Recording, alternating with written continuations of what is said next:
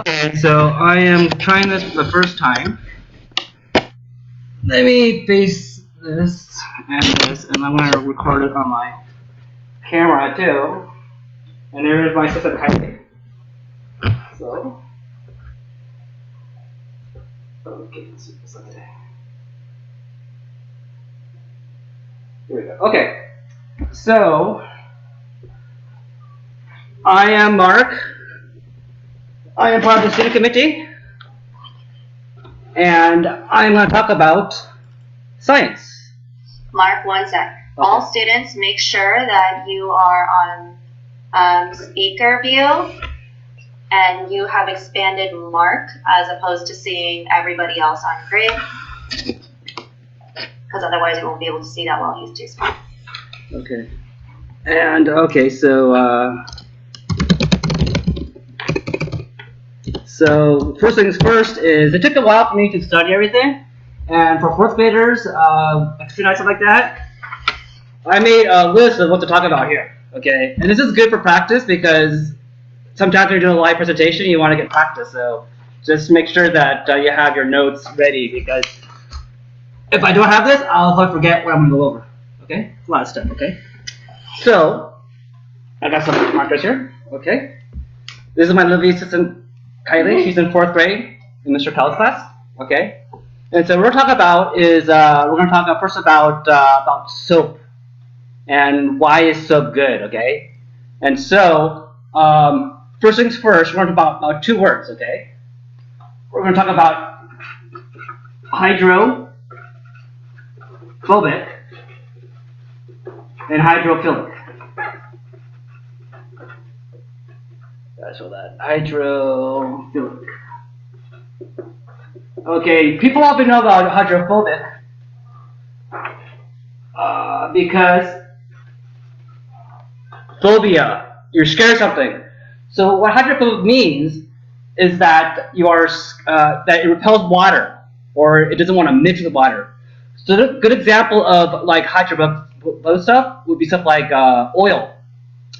Or sunscreen, like you know when you put sunscreen on your skin and then you swim, you notice that the water beads off. Another good example is like rain gear, basically like an umbrella or a rain jacket. When you see the rain go onto your jacket, it kind of beads off and slides off. Okay. Now, basically, this doesn't like water, right? Repels it. Hydrophilic. It likes water, meaning it can mix or dissolve, stuff like that. An example of hydrophilic would be let's say with cotton. If you're wearing like a cotton shirt, cotton socks, when you get it wet, it doesn't dry, right? It feels kind of ugly, right? Or like let's say like flour. If you're cooking something, like let's say bread or something else, when you mix it, see how the water and the flour mix together? That means it likes water, wants to dissolve or mix, okay? So what does this mean exactly? Okay, so a good example would be soap. So soap is actually both. It's both hydrophobic and hydrophilic. What does that mean? It means that it repels water, but also it attracts water. And why is this so important? Okay, so a good example is like let's say you're playing on the playground at school, and the teacher always says wash your hands, right? When you go home before you eat, your parent goes, wash your hands. Okay, so so reason why it's important is this: is a soap molecule has both. There is this part here. This likes water here, right? Water, and this doesn't like water. So this doesn't like water, right? So if you think about it, a soap molecules want to attach to water here. Here, the soap molecule wants to attach to something that doesn't like water, like oil. So what happens is, if you think about it, so if you have a piece of oil here, can you guys see that? Fine? Too small. I'm going to go to okay, oil. Right? Basically, you have this part here, and these soap molecules want to attach to water here.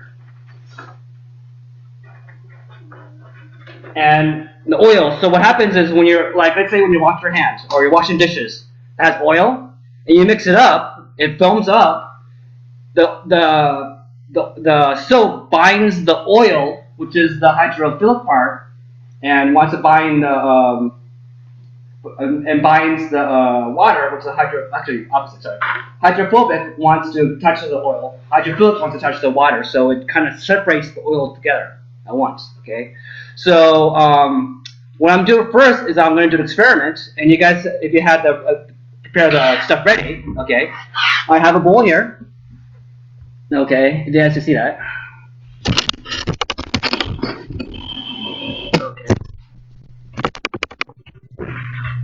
And I am going to fill this with water. So I basically have water here. I fill it up.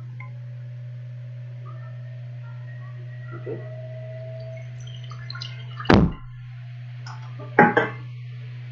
And then what you could do is you're going to fill it up with pepper. Okay, so I have pepper here. And this. And why is this important? And so the reason why the experiment works, go ahead and put this in. Is this some kind? Is that pepper is hydrophobic, meaning it doesn't like water. So it doesn't want to get wet. So see how it's floating? So there's two things. It's hydrophobic, it wants to float from water, but also it's very light. So it actually floats on top of the water. Okay? Let's see that, okay? Now what I'm gonna do is I have some soap here. Okay, soap here.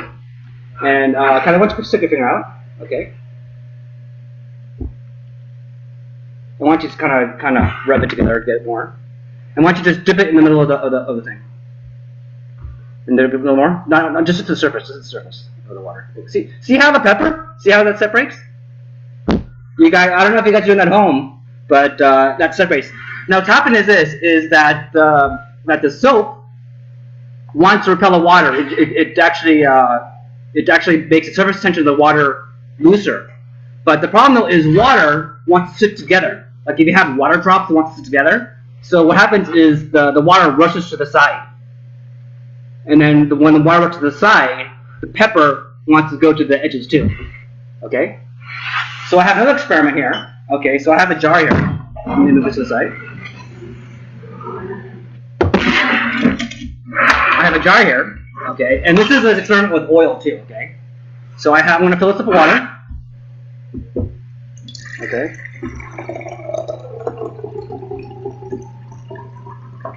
Here, okay, like that. And now I'm going to put some cooking oil in here, okay? Okay, like that, okay? Now you see how, I don't know if you guys can see that well, but can you see the globs of oil on the top? Okay? So I'm going to put this, I'm going to set this here. And I'm going to shake it. Go ahead and shake it. Okay. Okay, stop now. Okay. So what's going to happen is when it stops shaking, it'll take a while as you'll see the oil eventually creep back to the top. Okay, this will take a while, so let's go and do this. I'll put it aside here and let it settle out. Okay, and so let me go back to my whiteboard. Here. Okay. Okay. And now, what is this? Why does this mean anything to us in terms of what's happening in the pandemic of let's see here. You guys see that? Oil right there. Okay. Of this pandemic. Okay. So let me go talk about while this oil is settled. Actually, let's go ahead and get the oil right now because it's settled. So you see that there is a layer of oil. Let's go do this. There's a layer of oil on top. Now, what I'm going to do is I'm going to take some dish soap, right? And what we just mentioned before was that that soap wants to wants to attach to the oil and the water. Okay, so I'm going to go ahead and put some dish soap in here. Okay.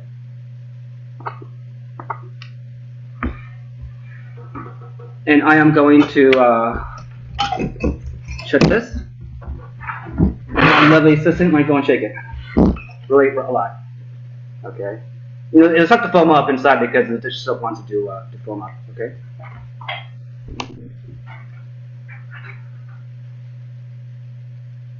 Okay, that's not hard. So let's wait for that to settle out. Okay, that's why I'll just pull it there. Okay. I'll put this to the side. Now, okay, so let's do this. Now, what does this mean in terms of what's going on right now? You guys are at home studying, hopefully studying, and doing online classes learning, okay? And the reason why is because this coronavirus is actually pretty bad. It's like a flu, but worse. Now, let me kind of explain what's happening, what is coronavirus, okay? So coronavirus, the word, corona, virus, okay? Okay, now the word corona comes from Latin. It means crown, okay? And so how a coronavirus looks like is this. You're going to have part of the virus in the middle, okay? This is an angry virus, okay? Okay? And then on the middle part is where actually it causes the reaction to people, okay? Now on the surface of it, there is stuff that acts like fat. So what this does is it's the protective shell around the virus. And so if there's a fat inside there, if water tries to penetrate, well, like I said before, is fat is like an oil. It wants to repel water, so water can go inside. Now on the outside, there's these nail-like things like this, okay? And these are the receptors of the virus that want to attach to the people, okay? So what it does is it goes into your lungs or into your mouth or not, and these little spikes want to attach. Now, remember what I said earlier that I said that soap wants to break up fat, right? But also it wants to break up fat, attach to the oil and fat, but also attach to water. What does that do with the coronavirus? Okay, what does that mean exactly? So what happens is when you have water come in, right? What happens? Actually, not water. Sorry. If you have soap, right? What it does is it wants to attach to this in here because it's fat. But then if water is here, right, it wants to touch that too. So what it does is it actually breaks up this protective shell that the coronavirus has. You see how this is like a crown that says corona, okay? And then once it does, it removes this protective shell on the virus, okay? And then the virus itself is exposed, and it actually dies. And then that's why they say that when you want to wash your hands, make sure you do it long enough that get all around your hands and your fingernails and do it for a long time. So you make sure that you touch all the viruses inside your hand, and then you wash it down so the dead virus goes down the sink. Okay? So now let's go and see what's going on here, okay? So if you see this, okay? Move the camera too. Is you see that what happened to the oil that was inside this It's like it's all gone now. Okay. So what happened was, like I said earlier, was that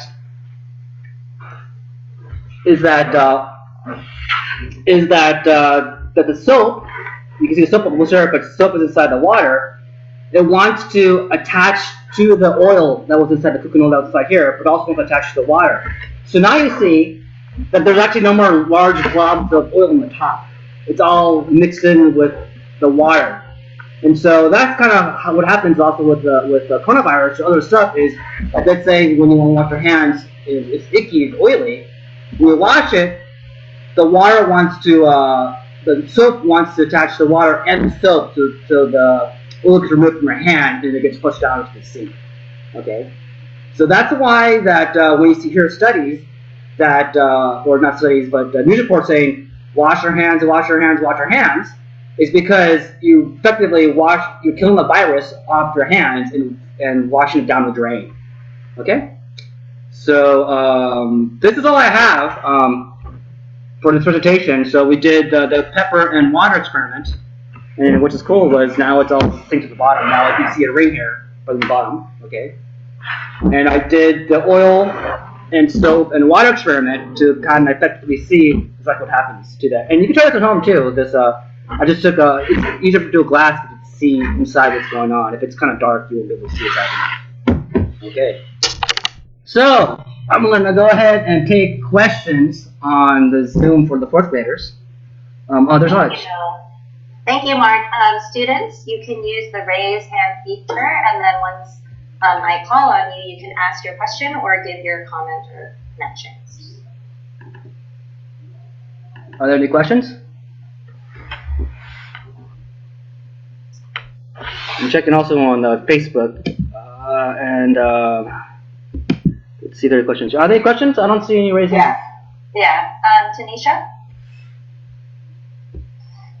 Is it does the pepper not want to go from the soap, or it wants to stay away from the water?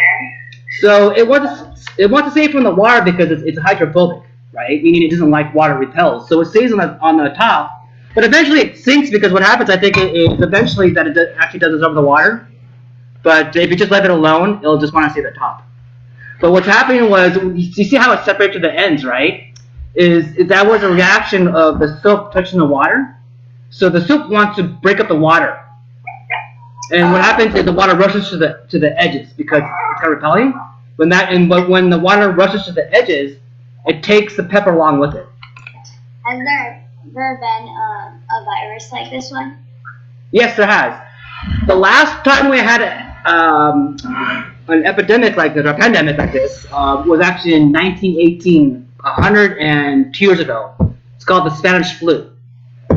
And I don't know where it actually originated from, but it actually killed millions of people in the world. Yeah, it was pretty bad. Isn't the flu more deadly than the coronavirus? Because more people have died from the flu.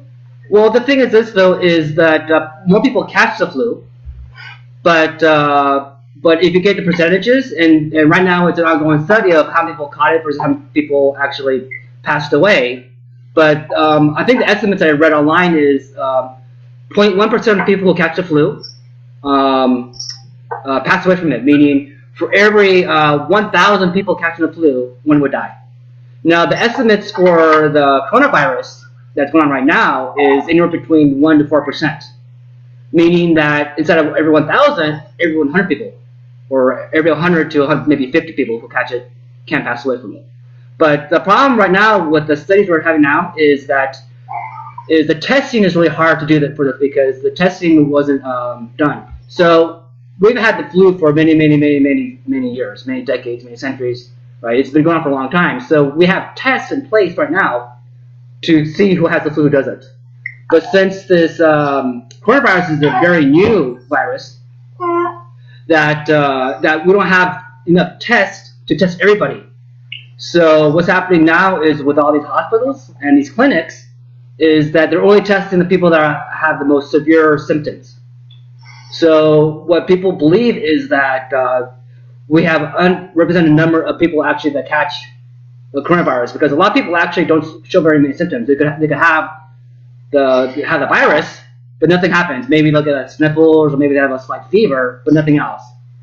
The most extreme case is that you'll have a really bad cough, right? And when you have that, you go to the clinic, then they'll test you for coronavirus and see. Okay, does that answer your question? So far that it seems like it's 10 times more deadly than the flu. 10 times or more. Yeah. Okay. Are there any other questions?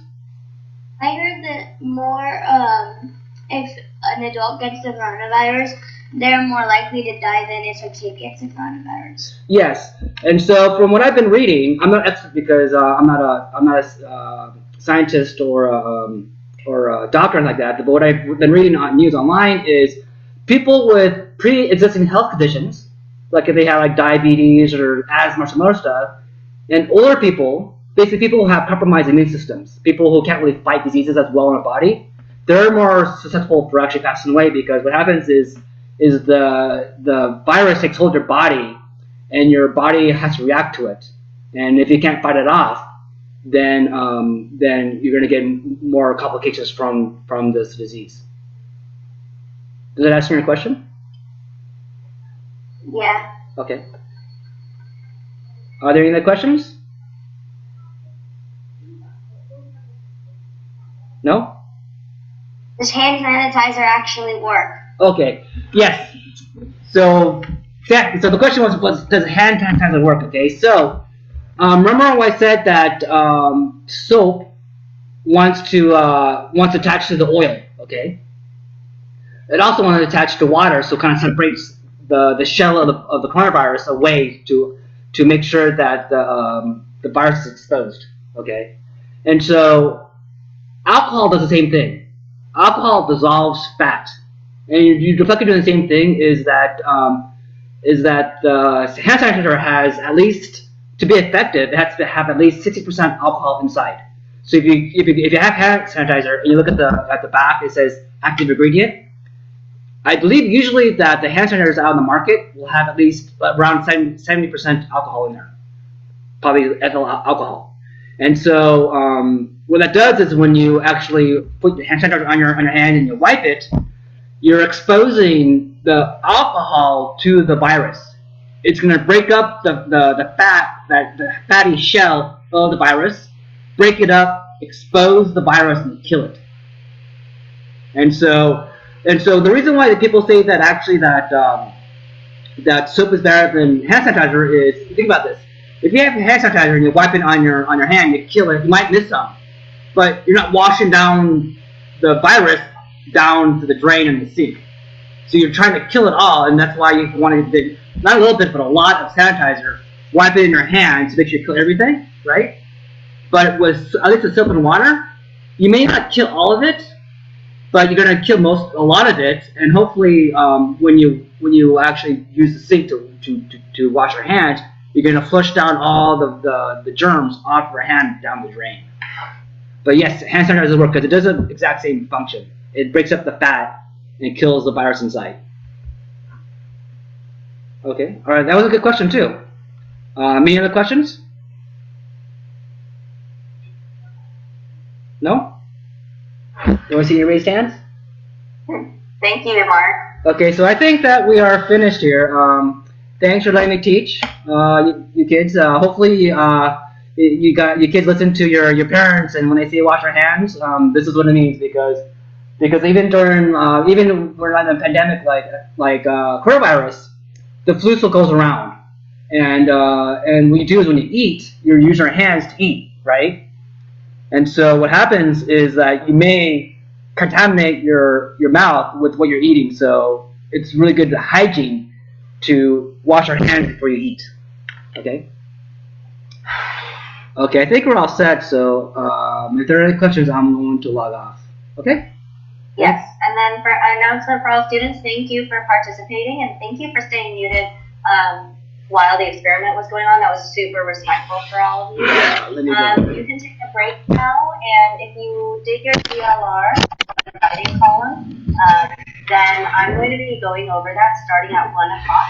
So take a break, and then you can also have your snack or lunch, whatever you are eating, while you're watching what happens on DLR.